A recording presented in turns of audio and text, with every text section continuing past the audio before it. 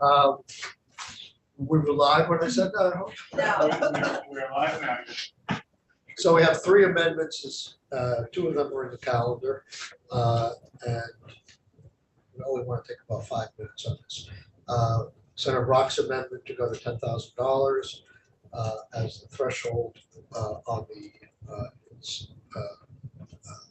consumer fraud home builders contractor provision. My amendment, which is a technical amendment to bring VHIP into the bill as opposed to cross-referencing it in another bill, and then the appropriations amendments. So we just want to take committee positions on those. David, very quickly, can you explain once again the my amendment and the other two? We don't have to go through the wording of it. Just explain what it does. Sure. Good morning, David Hall, Legislative Council. We're talking about S226 affordable housing. Senator Sorokin's amendment strikes out two pieces which you may recall sort of would amend S210 as enacted, if enacted, in a couple of ways on ADUs and then how the money flows for the VRHIP program. So rather than have those in two places and kind of a wonky construct, his amendment just imports in its entirety the Vermont Rental Housing Investment Program and the revolving loan fund program and the $20 million that goes with the Vermont Rental Housing Investment Program. And the 1 million. Do we have to deal with the $1 million? That's already in the budget. Right. Is this a separate amendment or? It's not in the calendar yet. I'm gonna put Oh, it in okay, the calendar so today. there's, all right, that's what, okay. We just don't want to get to a situation where 210 doesn't pass and this somehow passes and we have, again and again, we don't have any reference point. So I was trying to save some paper by doing it, and now I realize that was probably. Does anybody have any problem with that amendment? Can I just want to just understand the amendment. Can you just give me the 30 seconds to make sure I understand? We made a very important decision to say that 25% of the $20 million goes to ADUs. Right. That's essentially the substance of that section. Okay. But in doing that, we don't have a VHIP program yet that's codified in law. Got it. That's the only way that's going to get codified in law is if 210 passes. So David came up with some creative language, which he said he wasn't really even comfortable with, cross-referencing, saying, if and when that is enacted, we're going to amend it. So I don't want to get to the situation of this bill passing and that one not passing, and then this is an orphan, this section is an orphan. So just put. We want language and money to be married all the way through the process. Never again are we going to have divorce money from divorce policy. Any problems, questions? I mean, the look on my face is just that since we passed that a while, early in the session, it came up with the Winooski eviction situation. Just, hey, our landlord's getting dollars and still evicting people, frankly. And I don't know that in 5 minutes or in this moment we're going to resolve this, but I do just want to raise the issue perhaps that the House can look at if someone's getting rental recovery dollars, that they can't evict their tenants. Yeah, so that's an issue, but it's not related to. No, it's not. I just wanted, that was the look on my face, is Okay. that that's what I'm thinking about. I'm thinking Okay. it's too much for this discussion. Well, I wanted to raise that. And in all fairness, Keisha and I are deep in discussing in Senate GovOps the just cause eviction piece that's in one of the Burlington charters. So we are thinking, would we sort of add that to this? Anyway. I mean, this is obviously too complex an issue. Right, I just wanted to raise it. You're right. It's a So does the committee want to be on the amendment, or should I just? I'd like to be on the amendment. We all own that program. We love that program. Okay with. It's like love, but Well, like it a lot. probably vote for it. That's The equivalent of love in this building. I really think it's a technical amendment. I can offer it myself or I can offer it on either. Good. Okay. The appropriations committee, David, can How you could I forget? Can you talk to that? I didn't write that, but my understanding is it strikes out the increase in the, the manufactured housing monies. The annual tax credit was increased by $250,000. And then the second sentence that of that program, the first 250 should be set aside for manufactured housing. So that's been removed from the bill. And then the money for the municipal planning grant. So wait, funds is can I, the entire piece on appropriations for mobile home? the repair. increase in the, is it the, Sorry, Uh, I lost it. I forget which tax credit it is. I could be. There's like 9 tax credits and this is one of them and they took it out. Okay, but not the appropriation. I think the Let's, author, Okay. I'm making this potentially more complicated than this. They're just doing their standard thing of taking out the money pieces in our bill because they want to Right. reserve, not that they're opposed to it, but they want to reserve their right to look at a comparison to everything else in the big bill. So they took out the $250,000 affordable housing tax credit, which was to help mobile homes. They Right. took out the money for appropriations for mobile homes. They left the mobile section. And they took out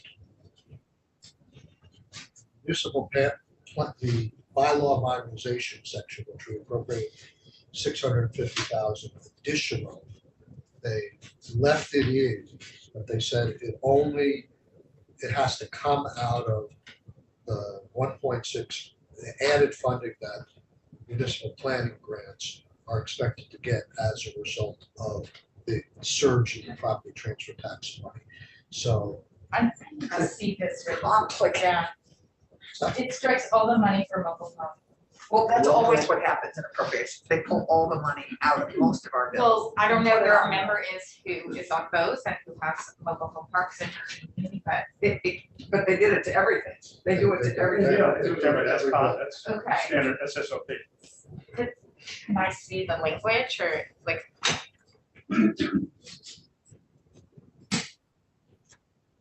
Breaking out. That was our problem with VHIP. Well, VRIP, we have to start calling it by its proper name. Okay. I'm not sure, Senator Ron, that we really have a choice here. If we get up and say we oppose the appropriations committee, we're just gonna say, we're not against this. We just need to put this in the big bill, and we have to wait until we do the big bill to Right. compare it to everything else. They Okay. pull everything out and then look at appropriations Yeah. and juggle it and Okay, figure out so what I they guess have. I wanna hear that commitment. I just didn't hear Well, that the commitment. commitment is going to be to look at it. The commitment is not going to be to Yeah. spend the money. Because again, what they're doing is frankly is a risk ranking.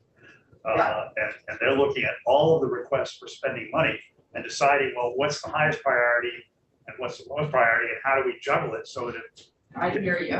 I was on the money. that is The only, something. the only thing I can add to that is I made the presentation in appropriation, and it was very favorably received. I think they Okay. realized that housing Oh, is they a yeah. priority. This is a basic unit of affordable housing and there was no backstop after mobile and manufactured homes for people. Also, yeah, they do this to every one of our sections that has money. Okay, so I'm assuming They're an equal opportunity. that's okay, and you can turn to Senator Rock's amendment if you want. I think it's pretty self-explanatory, but if you want to say a few words, you Yeah, can. it's pretty straightforward. We have in our bill, if you remember, when we started out for the contractor registry, we started out with, when we went back between 2,500, 3,500, 3,500 is what got vetoed by the governor for that piece. It's a separate bill. Now, when we came back, and this bill contains the same thing, except the number has been raised to 5,000. The governor's veto message, which I've got here somewhere, Right? did not mention specific amounts, but I know he had some conversations, I have directly with you, He did. in which he indicated that a $10,000 figure is what he had in mind. And part of it was to kind of keep the handyman, the new business person, the person starting off out from the clutches of a complex regulatory system and a costly regulatory system. And so his number that he did mention was $10,000. Michael and I have been going back and forth here over the last several days saying, can we get to something that everybody can get to a yes on? The proposal that came back from majority was 7,500. Conversation with the governor is that he's adamant that 10,000 is the floor, and that's why he mentioned it in the first place. It's a compromise from doing nothing and rejecting it out of hand. And so now where we are in terms of discussions is, well, is there anything that we can do if we went to the $10,000 to ensure that the little guy who somebody walked away from, for example, with a $4,000 deposit, how can that be dealt with? And so I'm having negotiations with the Attorney General's office and so on about what they can do. Prosecution does not seem to be particularly on their radar because the small cases, they are looking for larger cases and the like. State's attorneys don't have any money. We've offered to say, well, can we fund something that will help deal with this? Because their AG's answer is, which has been my concern all along, is the way you deal with this is small claims court. Right. What do you need a registry for if the victim has to go to small claims court? Why do any of that? And so the issue is, as Michael and I discussed, well, can you structure something in which the AG's office or possibly OPR can at least provide a mediation service or something where anybody can call who's aggrieved in a consumer complaint section. It may not necessarily be in a housing registry, can call and have somebody kind of help them and walk them through the process. And that is not a huge amount of funding for doing something like that, and it avoids the whole registry issue. And I think the administration would be interested in at least looking at that. And so that's one of the reasons for passing it over. So we can talk through all those things and see what possibilities might develop that can get us to a yes. So that's a great summary. I'm hopeful that we can get to yes. We're going to have to involve the House in that discussion, obviously. But as Senator Brock points out, if this thing goes forward on Tuesday, we sort of need to make a decision on, let's assume that none of this was happening and we're still in a conflicted position here as to whether we support raising the threshold from 5,000 to 5,000 now. 10,000. I won't belabor it. I would be a no on that. And I just need to know whether the rest of the committee, let's take a vote. Well, I'd just like to say that I think what's important about this is that we will recall that 80% of those impacted of the complaints at the AG's office have been for under $10,000 threshold. Most of these people a lot of them are older, a lot of them are very vulnerable, and it is very important for me to get to yes on this, that we deal with the most vulnerable of this population. So I would be a no if we can't come to some kind of getting to yes on the taking care of the people we know have needs. I mean, 50% of these complaints are under $5,000. So I was willing to go to 5,000, but I'd have to really, the pot would have to be sweetened. Well, I to take care of our understand, most and that was my expectation for the rest of the committee on the one hand. On the other hand, I look at this poor victim, and we have this massive registry, we have all these people, and we have all this insurance, so on and so forth. How does Mrs. Jones get her $4,000 back? The answer is she's got to go to small claims court. Right, she has No to different than it is right now. Right, and So I would just add, even though I didn't want to get into this debate all over again, was that We've done this Senator Brock and I have a long conversation about it. I just view this bill as much more a prevention bill Yeah, rather than yes. an enforcement or, compensation bill. We do have problems with getting Right. people made whole, but And my issue is in terms of prevention, yes, it prevents the person who's an honest contractor who's going to do the right thing from doing the wrong thing. But they're the people who are going to sign up. The guy who's the fly-by-night who changes his name to a different LLC every time he screws somebody is not going to register. And the penalty is $200, yeah, and which is less than the cost of We're- insurance. we're getting into debate. I'm gonna let Senator Rob say something, but I think part of my philosophy on this is, to the extent there's legitimacy to what you're saying over time, as you have a registry in place in time, it's gonna mature and people are gonna accept it, and it will be more effective than it will be in the first couple of years, so. Oh, just Okay, like. so there- I mean, all I wanted to say is that I really appreciate you, Randy, and the governor trying to find a compromise. I think that's really meaningful. I have to say, in the first year, I am a bit maybe more agnostic about the number, because I think the sales pitch here is that good contractors that people can trust will want to be on the registry, and it'll help them do business. So I would really like to do whatever we can to see this move forward, and I think that makes me a bit more open to what number we come up with, because I can't understand that a small contractor, someone just starting out, someone who doesn't know they're doing something wrong by not being on the registry, I think we should give this time, and I would hope that if the governor does come to yes on this, that we can work to advertise it among the industry so that people want to be on the registry and that it works as a People positive can tool. join the registry That's the plan. regardless of the amount of jobs and that they do. But, you know, as a practical matter, when I look at the guy who does the handyman work, the guy that I used to do handiwork, Mhm. well, price of lumber can get to 3,500 fairly Mhm. easily, but by and large, that guy's gonna be just driven out. Right. The new entrant to the business, the BIPOC guy who's starting out, the new American who's starting out, these are registries, insurance requirements and other kinds of restrictions are deadly. We don't find plumbers finding it so difficult to be licensed in this state. I mean, at a certain point, these are people who are touching the biggest asset Vermonters have, which are their houses. I mean, we're one of 8 states that doesn't do this. I think this is the lightest touch we could possibly do. So I agree with Ron, with Keisha, I agree with Michael. I am willing, I think it's great that we're in this position and discussing it. So I would hope our discussion. Is we have the State House edition that we just had $1.5 million for planning, and I think it's $30 million. We'll have a place to put all of these new inspectors and registers, and we'll have a place to have them sit once we pass that. Right. Now I know we have to cut off this discussion. Yeah, I think we're ready to go to TIF. So just, if we're gonna take a vote now, Keisha, would you stick with the committee's position on $5,000? Or are you saying you're gonna vote for Senator Brock's amendment? I think we need to wait to see what it is. I was hoping that we Well, could. no, we're gonna work, Okay, and I think we're Yeah, gonna we're get working there, already. but if we have to go to the floor. and today, Tomorrow, we're not going to the floor No, today. no, On Monday, Senator Brock makes a good point, we're going to the floor at 9:30 on Tuesday. So now's our chance for a committee to take a position. I have to get up on the floor and say, our committee discussed Senator Brock's amendment, just to do $10,000 in isolation without anything more for the people under. so what happens between now and Tuesday? Nothing? We'll be talking to Okay, I'd community rather and wait and until other. Tuesday to speak to that. Well, the only problem is we're gonna be on the floor We before could the meet committee. at 9. We could Yeah. meet at 9 o'clock. We could meet at 9. I'd rather. meet Well, at I've got 9 I've than got a make decision. caucus between 8:30 and 9:30 on Tuesday.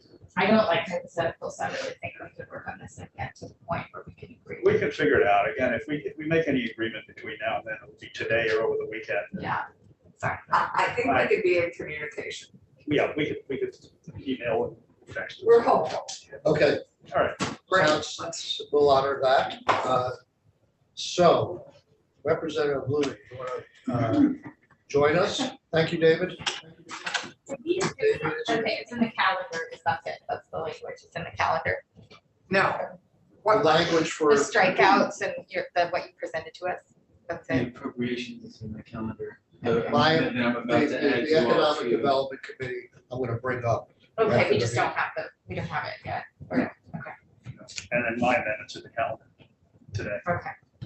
which of your many amendments today? This 10,000. Yeah, there's something on another. Maybe bill. we should- We're 234. Try to keep track of all your amendments.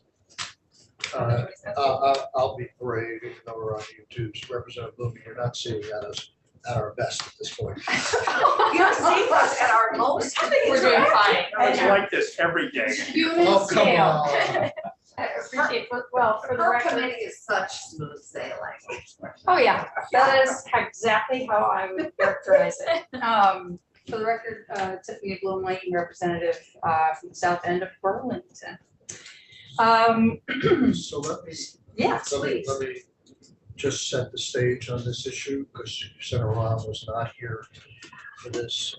A few years ago, we passed what turned out to be a very challenging bill. In my opinion. I think I was sponsoring it. I can't remember, but was it sexual? I can't remember. It was sexual harassment or sexual discrimination. Yeah.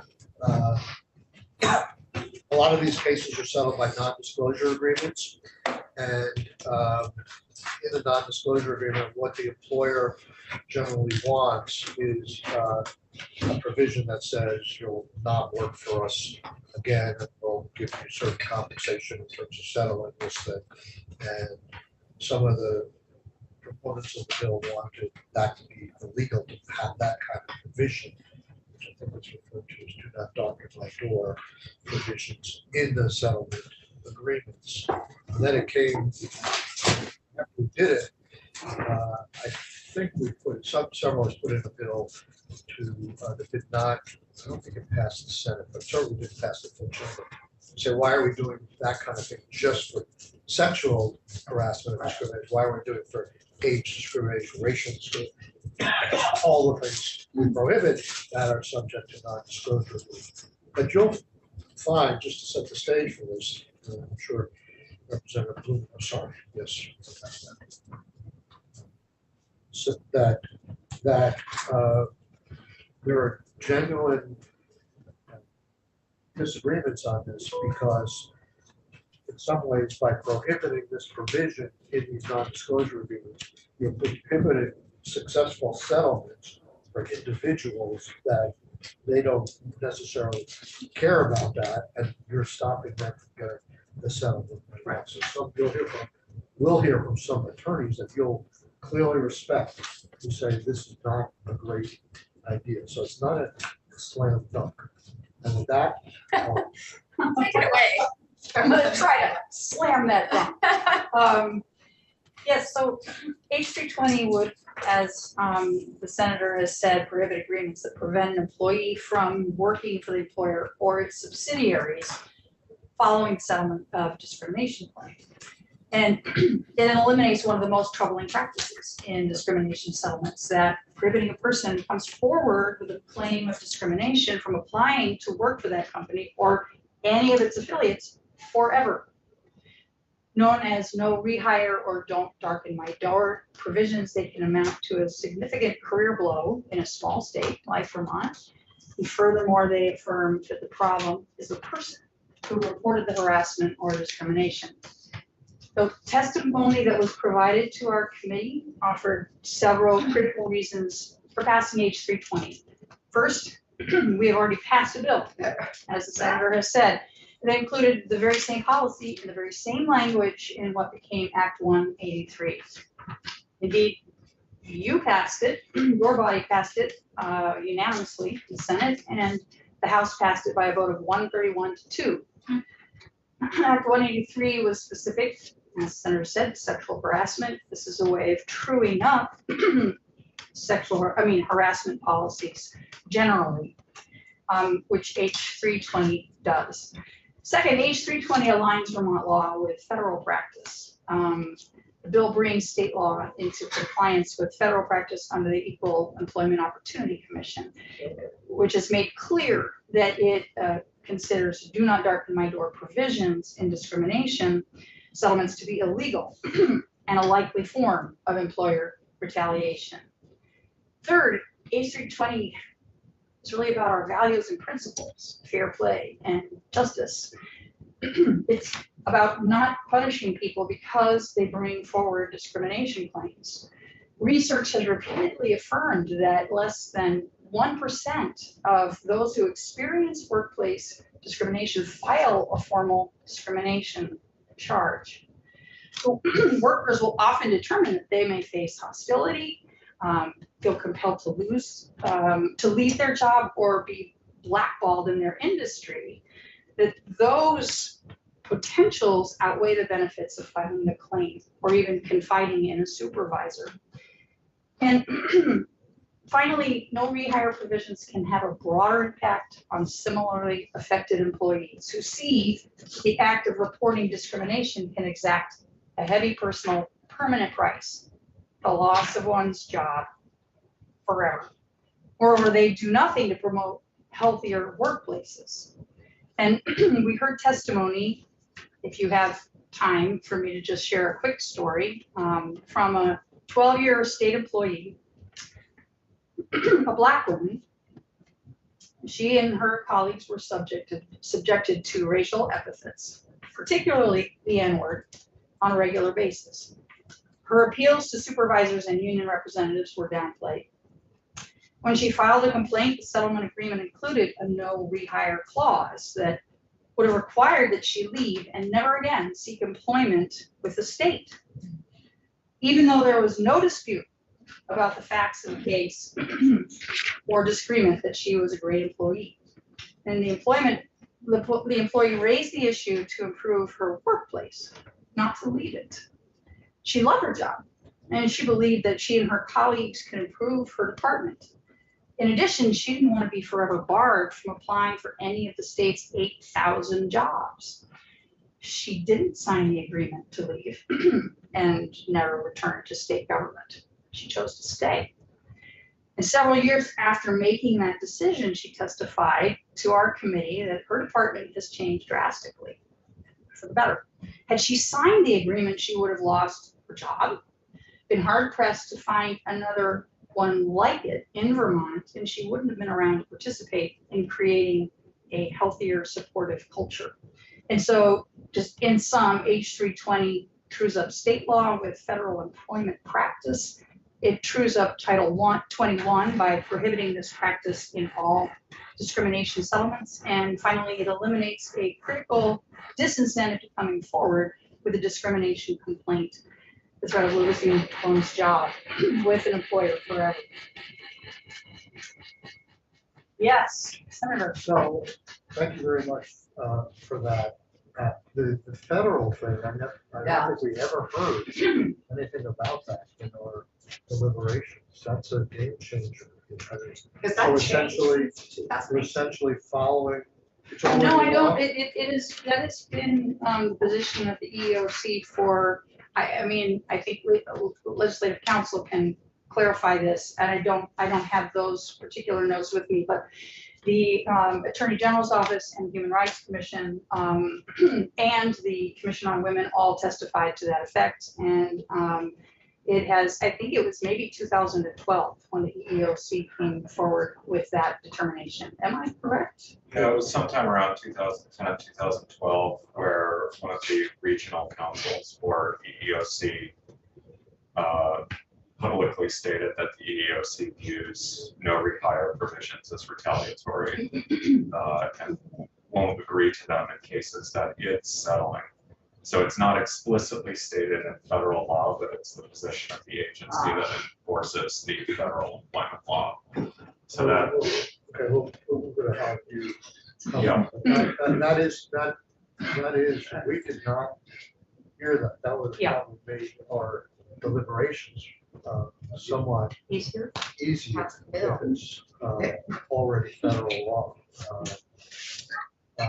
Did you hear from any attorneys or claimants or aggrieved people that took a different position than the bill does? We heard from some, well, as I said, we heard from the Attorney General's Office. We heard from the Human Rights Commission, who represent folks in this arena. And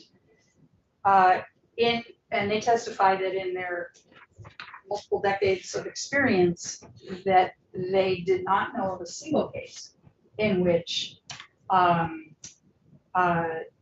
the plaintiff, they did not know of a single case in which the plaintiff then brought suit against an employer for having been help me out here, Damien. It never had a single case in which a plaintiff in a suit had challenged the employer for not hiring them after applying to, say, another subsidiary or another department within their business. Took me a long time to get there, but I finally did. Did you hear from any? Yes, we did hear some private attorneys and Employers. And we heard from the Chamber of Commerce, et cetera, and there was concern that this would decrease, it would eliminate a kind of leverage that an individual would have, that for example, they might be able to negotiate a higher settlement agreement if an employer was allowed to deny them employment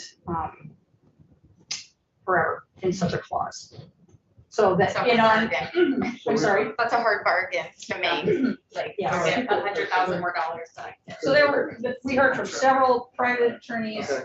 and we heard from Chamber of Commerce and Vermont Retail and Grocers Association. Supporting or Well, there were somewhat varying perspectives on the issue, but it boiled down to a question of, does this actually hurt the plaintiff by not offering leverage with an employer for a higher settlement? just sort of That was, slightly up. that was the tension we heard. We heard from a lot of, not a lot, but some lawyers who represent claimants in discrimination cases. They're, you know, they're there as a part of the bar that's trying to enforce, you know, anti-discrimination, harassment, and stuff like that. We didn't accept their position, but they were claiming that this is gonna hurt in terms of the people who were injured. So they- Yeah. And some of the people who were injured would rather, this is not that important issue to them. They want to get out of there, and they want to settle, and they want the maximum amount. And then on a systemic level, there's the other side. Well, it's hard. Cash or right? I mean, do you want to pursue the financial injury or do you want to actually right the wrong? It seems to me those are opposing goods. And I mean, I just think, wow, like 10 years later, that place could have changed a lot and you could be in a place where that's a really attractive employment opportunity again. I mean, as Tiff said, I think the state has changed. I think a lot of workplaces have changed in being more thoughtful and friendly around equity and inclusion issues and are on a different journey. And to be barred from working from a large institution like UVM or the state when they have a different leader or a different leader of the department, I just think, you know, that person isn't really able to make a choice that's that far ranging at that moment. So I can't imagine the amount of money that. I'm pretty sure I sponsored this bill after the first bill. Yeah. And I came to that conclusion as well. I'm just saying that there wasn't That's the. some serious people who were arguing on Right. the opposite side, and I didn't know whether are there any, what was the vote in the House on this? Was it 830 8? from our committee. And on the floor? On the floor, it was a voice vote, so, but it was favorable, obviously. So you had three of those. We do. Was the opposition, I'm not sure if you were able to understand what the basis of the opposition was. Was it the opposition based on the notion that people would force higher settlements, or was there anything else going on?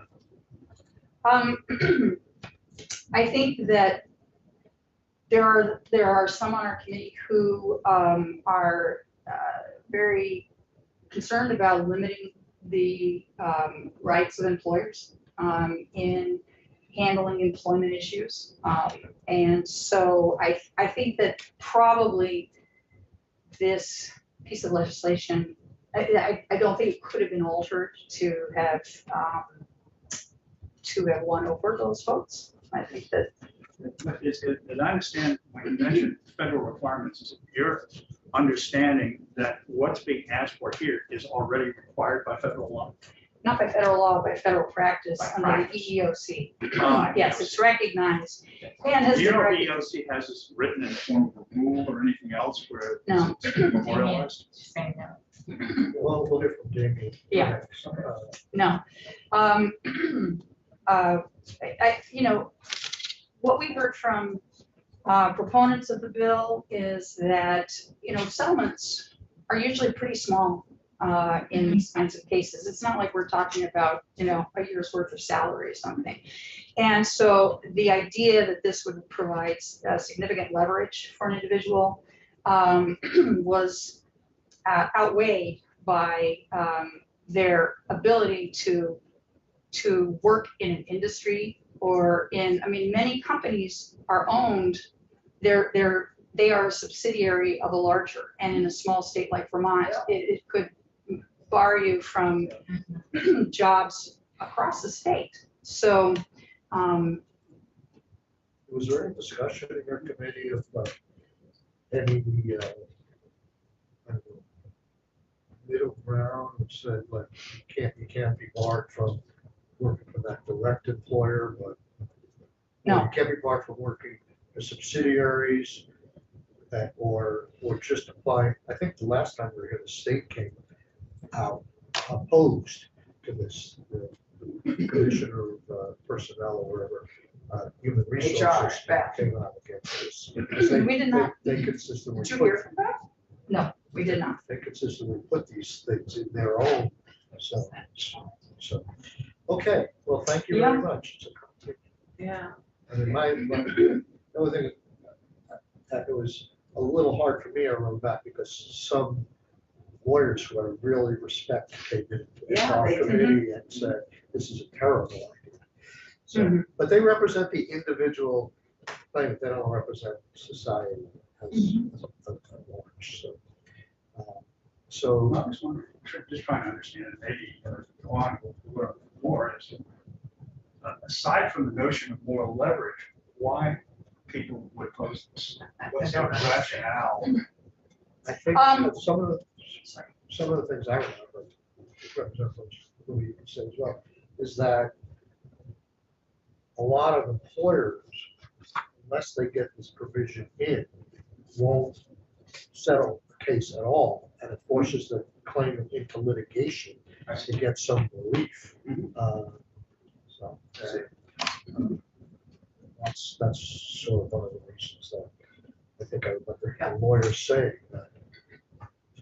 I think there is also sometimes the assumption that an employee who has brought the claim of discrimination will poison the culture, and that is an assumption and has not been borne out by a lot of. I have a background in women's employment advocacy, and you know, in my experience, most folks who file a claim actually want to improve the workplace. They want to stay there. That is why they didn't just quit. Right. No, they want to right the wrong. Right. And we heard from this same employee. Yes. And was it 18 that we passed this? 17 or 18? 2018, yeah. Yeah, I think That's I what I should agree. was 18. I mean, I don't malign in any way the attorneys who would have said that. At the same time, the settlement for them is more important than the ongoing Yeah. culture change in an organization, and that person's, you know, that person's sort of long-term ability to have ongoing employment and a good and access to their peers, and you know, that's often not captured in a settlement at all. You know, a lawyer sees a really small snapshot of what matters to that person.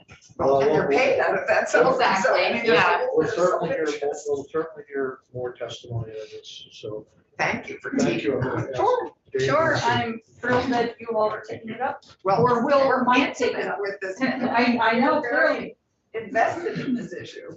All right, Thanks for inviting me. Given the majority of the people on this committee happen to be women. In particular, care about, did you and Becca sponsored it? Actually, remember I Becca don't reported it. remember the original bill, but I remember that. Yeah. We were sort of. I did. opposition. Yeah, you were. Good morning, for the record, Damian Leonard, Legislative Counsel. I unfortunately have a hard stop in about 10 minutes, so I will go quickly. Senator Brock, to answer your question, it is not a formally adopted rule. It's just the position the EEOC has taken for cases that they're involved in. They will not agree to a settlement that includes So what kind of cases are they involved in? Do they get involved in disputes in the private sector? Yes, yeah, the EEOC is the federal agency that enforces the federal employment anti-discrimination laws, What does it stand for? Equal Employment Opportunity Oh, of course, Commission. right. I Yep. never think of it as EEOC. So can you just give us very briefly an example of a case that would come to them with a settlement agreement that has this in it? And what they would do? Sure.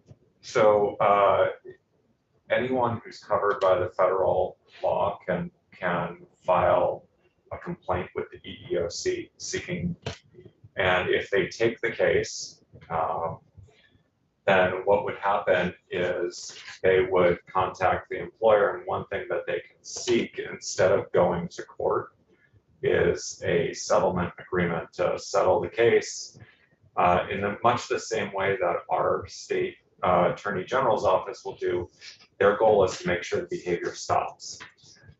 So they're working not only on behalf of the plaintiff in that case, but also to ensure that the problematic behavior at that employer stops. So a lot of times, rather than going to litigation, what they're seeking is an agreement that's going to get changes made at the employer. But as part of that, they've taken the position that saying, even if the employee is leaving employment with that employer, including a no rehire provision is retaliatory because it's in a way punishing the employee for coming forward. So, and I'm repeating their position here, but so that's the position they've taken, is that this is essentially, especially if you're a larger or a multi-state employer, it can be detrimental to a career. So for example, with a large corporation, if it says no affiliates, subsidiaries, etc., if you're employed by a company, well, someone like the state of Vermont, UVM Hospital, or nationally, someone like Lockheed Martin, McDonnell Douglas, Right. one of these Merrill giant, Lynch, Merrill Edwards, Lynch, yeah, Morgan giant Stanley. company that has branches in all 50 states or nearly, and has subsidiaries all over the place, that can be particularly difficult, especially if you work in a specialized field that that company's in. So that's why my understanding is why they've taken that position, but they have not formally adopted it as a rule. So it is just their policy position. Is there a parallel track with the AG here? Could people file complaints with the state? Yep. Well, and do they take that position as well? So I would defer to Julio Thompson to answer that. From the AG's office. I encourage you to hear from him or from someone else in the civil rights unit over at the Attorney General's office. He testified in the House, and I can't remember exactly how he answered that question, so I don't want to speak for him. And then again, our Human Rights Commission also took a position on this. Okay. But they would be the state equivalents to the EEOC, and in many cases, if a complaint goes to the EEOC and it's related to Vermont, it's actually referred to our Attorney General's office for local enforcement. So with the actual bill here, we're making an amendment in section 495, which is our employment discrimination law. And this includes all of the prohibitions against discrimination and retaliation. This would add a new subsection that says it's unlawful to include in a settlement any provision that would prohibit, prevent, or otherwise restrict an employee from working for the employer or any parent, subsidiary, division, or affiliate of the employer.